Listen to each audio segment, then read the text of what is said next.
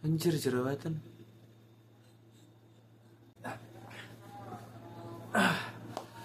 Aku baru bangun tidur dan buka HP lalu aku terkejoet.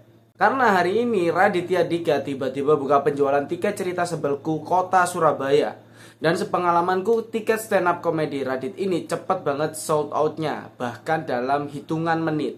Langsung saja barusan aku pesan 2 tiket.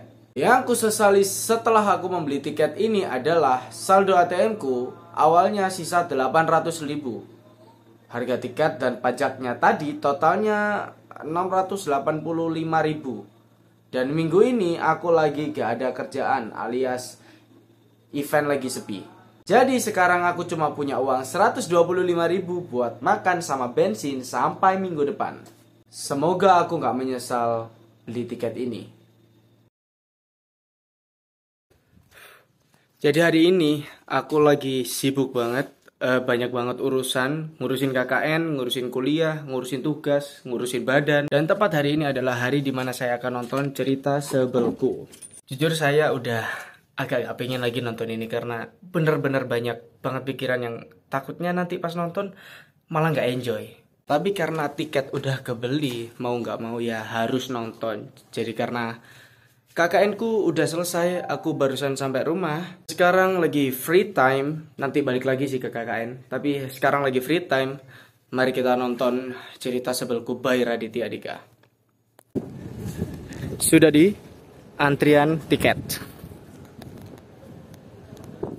Wow, 2 orang nih. Ya, makasih. Show 2 cerita sebelku. Ketika yang lain ditahan, kita bebas naik. Wih gila rame sih. Rame ternyata Cak. Ternyata di atas justru lebih rame. Gila. Gila ternyata serame ini di atas. Dari jam 5 sore berarti ini orang-orang. Gila rame banget. Rame banget sih. Cerita sebelku, sebuah pertunjukan komedi Raditya Dika. Anjay.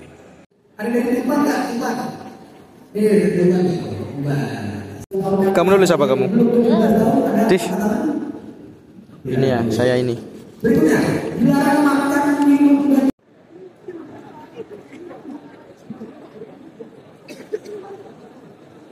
Beri tepuk tangan yang meriah untuk Raditya Dika.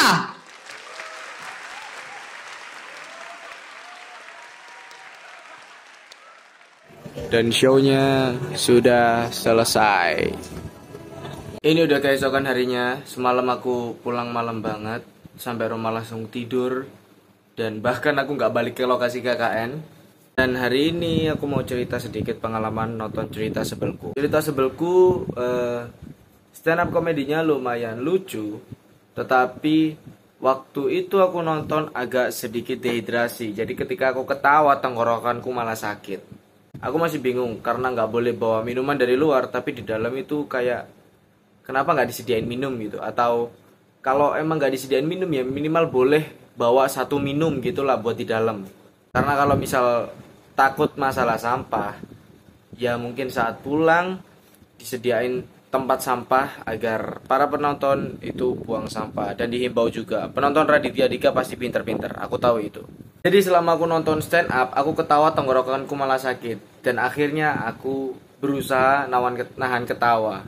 Itu pertama. Dan yang kedua, itu adalah saat sesi cerita sebelku dari penonton. Menurutku ceritanya kurang lucu ya.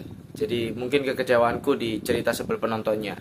Mungkin karena aku telah berekspektasi terlalu tinggi karena nonton versi YouTube-nya, yaitu yang cerita cintaku dulu. Terus aku ingat, harusnya di YouTube itu adalah video yang udah dikurasi, yang udah pasti lucu dan diupload. Sedangkan saat di venue kita nggak tahu, kita nggak bisa memilih itu bakalan lucu atau enggak. Ya setidaknya akhirnya sekarang aku punya pengalaman baru, yaitu nonton stand up comedy secara langsung dan Raditya Dika yang stand up comedy. Ini juga pertama kalinya aku ketemu dengan Raditya Dika. Lihat secara langsung, duduk paling depan, nggak paling depan juga sih, tapi masih barisan depan, dan itu cukup menyenangkan. Dan mungkin segitu aja vlog dan ceritaku untuk hari ini. Vlognya simpel-simpel aja, nggak pakai backsound, nggak banyak transisi. Yang penting aku cuma mau cerita pengalamanku nonton, cerita sebelku by Raditya Dika.